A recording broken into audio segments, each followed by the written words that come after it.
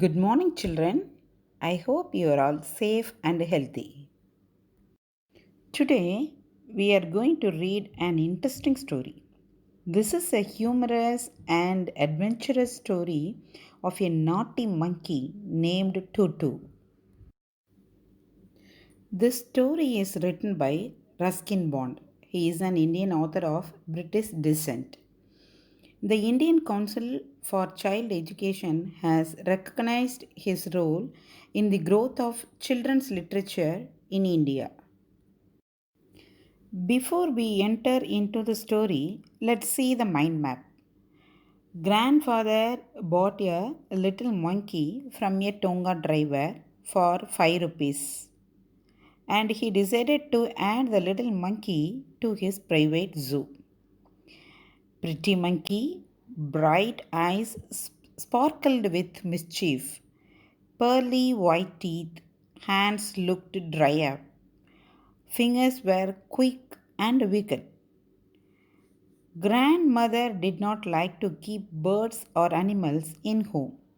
So, Tutu's presence should be kept a secret. Tutu's mischiefs, that is, ornamental paper was removed from the wall. The author's school blazer was in shreds.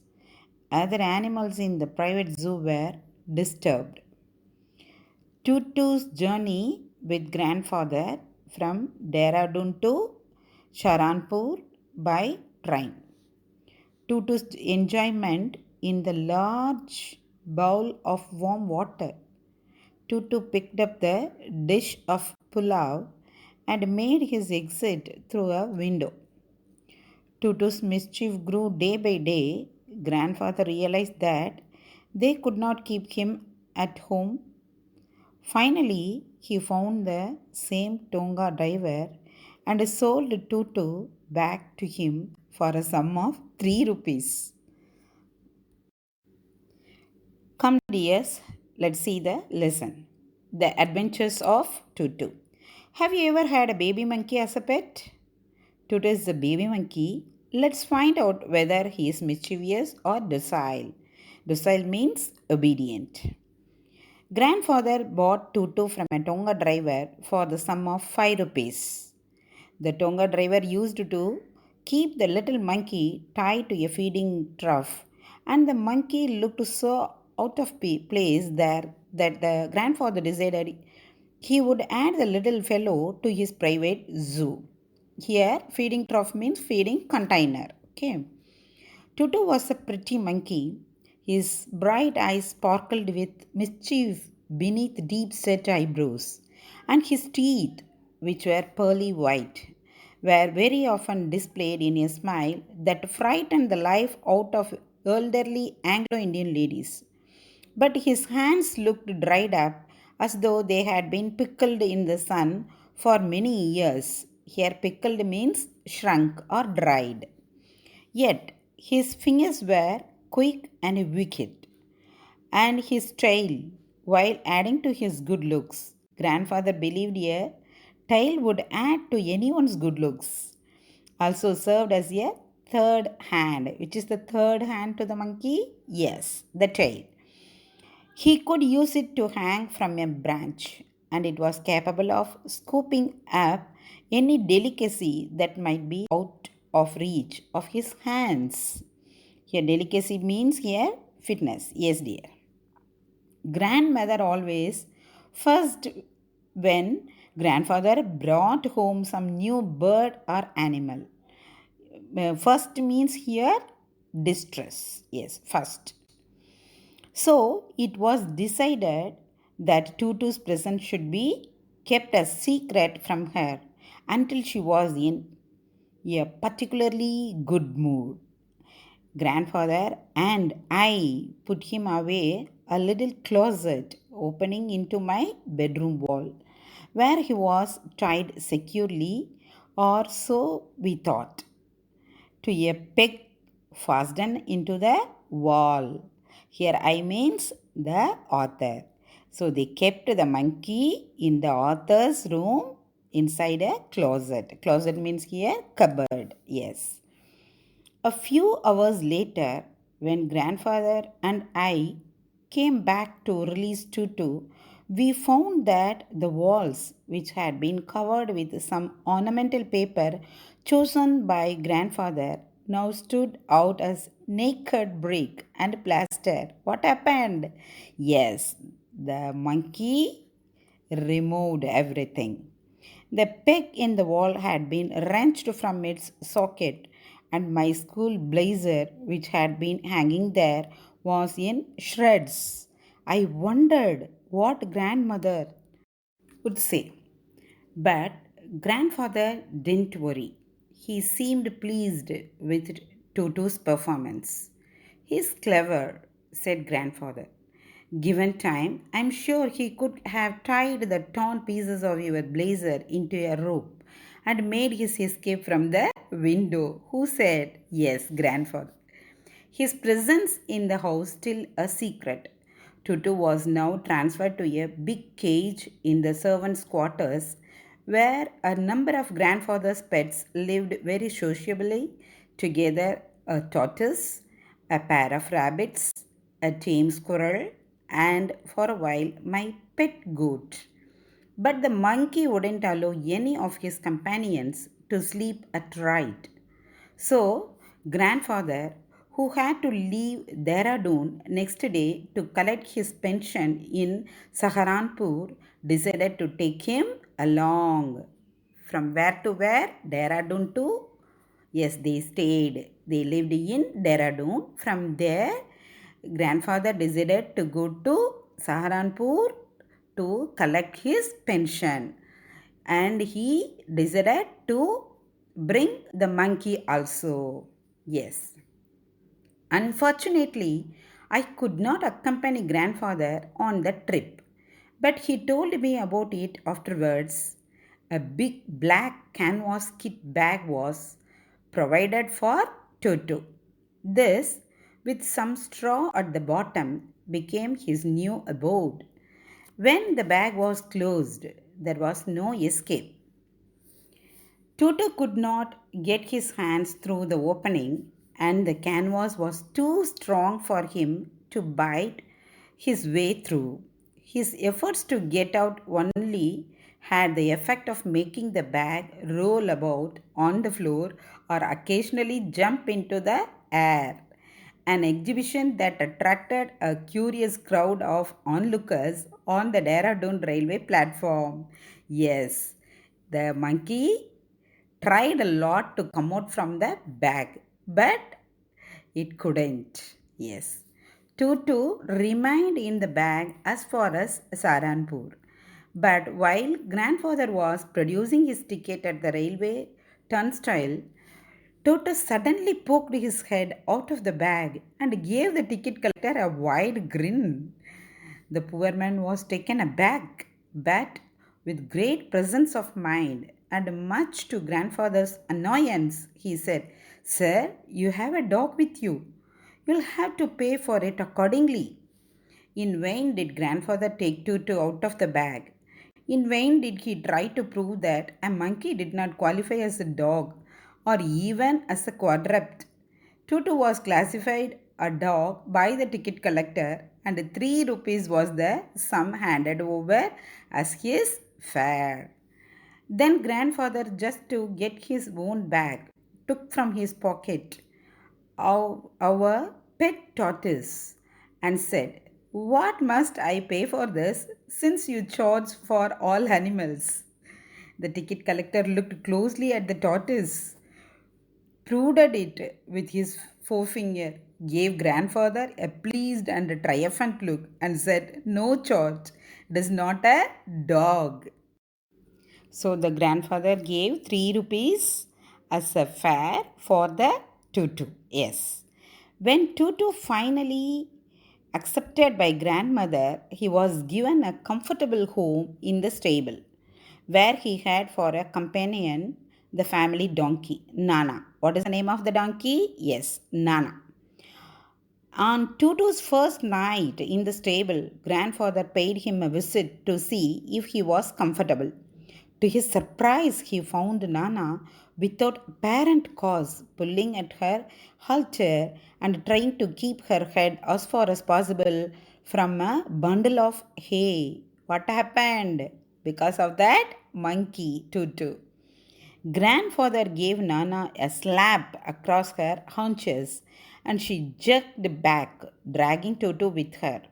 He had fastened onto her long ears with his sharp little teeth. Tutu and Nana never became friends. A great treat for Tutu during cold winter evenings was the large bowl of warm water given him by grandmother for his bath. Finally, grandmother accepted who? Tutu, yes. He would cunningly test the temperature with his hand, then gradually step into the bath, first one foot, then the other, as he had seen me doing.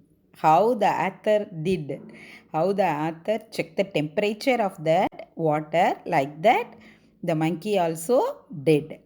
It observed the author very well, yes, until he was into the water up to his neck. Once comfortable, he would take the soap in his hands or feet and rub himself all over. When the water became cold, he would get out and run as quickly as he could to the kitchen fire in order to dry himself. If anyone laughed at him during this performance, Tutu's feeling would be hurt and he would refuse to go on with his bath. One day, Tutu nearly succeeded in boiling himself alive. A large kitchen kettle had been left on the fire to boil for tea, and Tutu, finding himself with nothing better to do, decided to remove the lid. Finding the water just warm enough for a bath, he got in, with his head sticking out from the open kettle. This was just fine for a while because at first the water was very warm. So he thought that that is fine for a while until the water began to boil.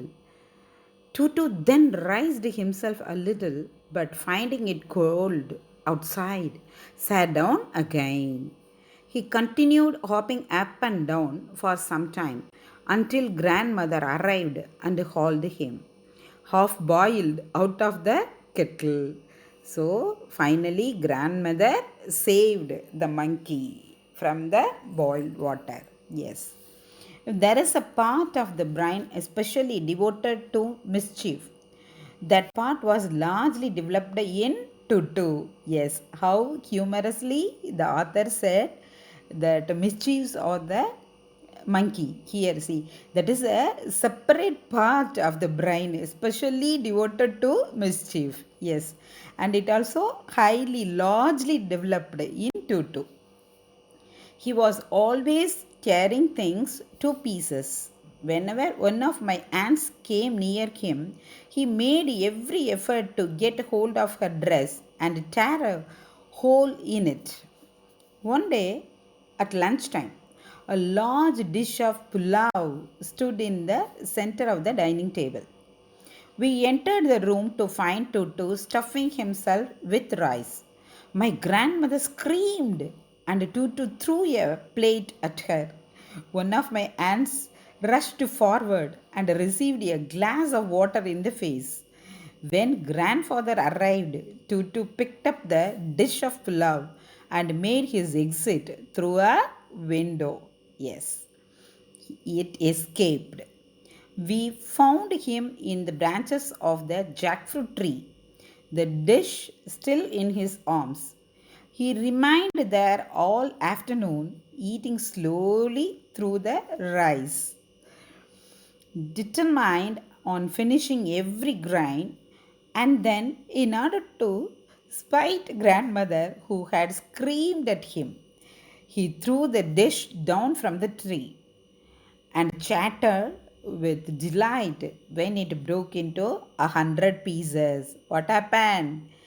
It ate all the pulao and threw the bowl and It enjoyed after hearing the sound of the bowl. It scattered into 100 pieces. Yes. Obviously, Tutu was not the sort of pet we could keep for long. Even grandfather realized that we were not well to do and could not afford the frequent loss of dishes, clothes, curtains, and wallpaper. So, grandfather found the Tonga driver and sold Tutu back to him for only 3 rupees. He bought from the Tonga driver for 5 rupees. Finally, grandfather couldn't bear that monkey. So he returned the monkey to that same Tonga driver, sold the monkey for how many rupees? 3 rupees. Written by Ruskin Bond. Let's see the question answer, children. First question: how does Tutu come to grandfather's private zoo? Grandfather loved animals. One day he saw his attractive monkey with the Tonga driver. The monkey was tied to feeding trough and seemed out of place there. Grandfather had great liking for animals, so he decided to buy Tutu from the Tonga driver and brought it for 5 rupees. Yes. Then, second question: Tutu was a pretty monkey. In what sense is Tutu pretty? Tutu was a pretty monkey. His bright eyes sparkled with mischief beneath the deep set eyebrows, and his teeth, while were a pearly white, were very often displayed in a smile that frightened the life out of elderly Anglo Indian ladies. But his hands looked dried up as though they had been pickled in the sun for many years. Yet his fingers were quick and wicked, and his tail, while adding to his good looks, served as a third hand. It is used like a third hand. Which one? The tail of the monkey. Yes. Then, third question: why does grandfather take Tutu to Sahranpur and how? Why does the ticket collector insist on calling Tutu a dog? Tutu was a real menace for every living soul in the household. It disturbed each and every soul in the household. Yes. Other animals in grandfather's zoo were at Tutu's mercy even during night. So, grandfather decided to provide some relief to other animals in the zoo and thought of taking Tutu to Saharanpur. The ticket collector was following his rule books, as there seems to be no rule for fixing a monkey's fare. So he equated Tutu with dog. Ticket collectors' ingenuity tried to categorize all pets of a certain size as dogs. Then, fourth question: how does Tutu take a bath? Where has he learned to do this? How does Tutu almost boil himself alive? Tutu takes bath in a warm water. It puts its legs in the water one by one and applies soap as well. As monkeys are good at apping others, so Tutu has learnt proper steps of bathing while watching the narrator doing same. Tutu is fond of bathing with warm water. So, once having tested the warmth of water in the kettle, Tutu sits in the kettle. Probably he is not intelligent enough to understand the risk of boiling water. So, he pops his head up and down in the kettle. Then, fifth question: why does the author say Tutu was not the sort of pet we could keep for long. Arthur's statement about Tutu proves itself if we take Tutu's misdeeds into consideration. Nobody could afford the frequent losses. He disturbed all other animals too. Obviously, Tutu was not the sort of pet we could keep for long.